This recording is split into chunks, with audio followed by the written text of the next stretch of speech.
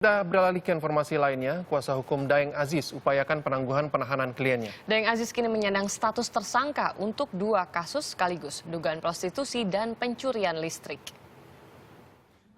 Di tengah bergulirnya kasus dugaan prostitusi yang menjerat Daeng Aziz, tokoh penting di Kalijodo itu justru diciduk polisi untuk kasus pencurian listrik. Bila menemukan kejanggalan prosedur dalam penetapan tersangka kliennya, kuasa hukum Aziz nyatakan siap ajukan pra-peradilan.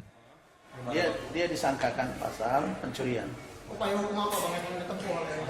Dan nanti kan kalau saya lihat upaya penetapan tersangka itu sesuai dengan koridor, kita upayakan untuk penangguhan penahanan. Kemudian kalau misalnya tidak, ya kita lihat upaya hukum lain, kan ada pra-peradilan. Penangkapan dilakukan usai perusahaan listrik negara meminta polisi mengecek dugaan pencurian listrik di kafe Intan miliknya, salah satu kafe terbesar di kawasan Kalijodo, Jakarta.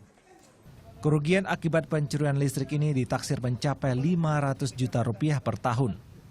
Pasal yang kami gunakan untuk menangkap beliau adalah pasal 51 ayat 3 Undang-Undang Nomor 30 Tahun 2009 tentang ketenaga listrikan. Di situ jelas dikatakan bahwa barang siapa dengan tanpa hak atau melawan hukum menggunakan tenaga listrik.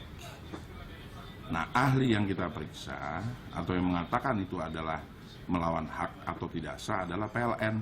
Aziz ditangkap Jumat siang di rumah kos di kawasan Jakarta Pusat.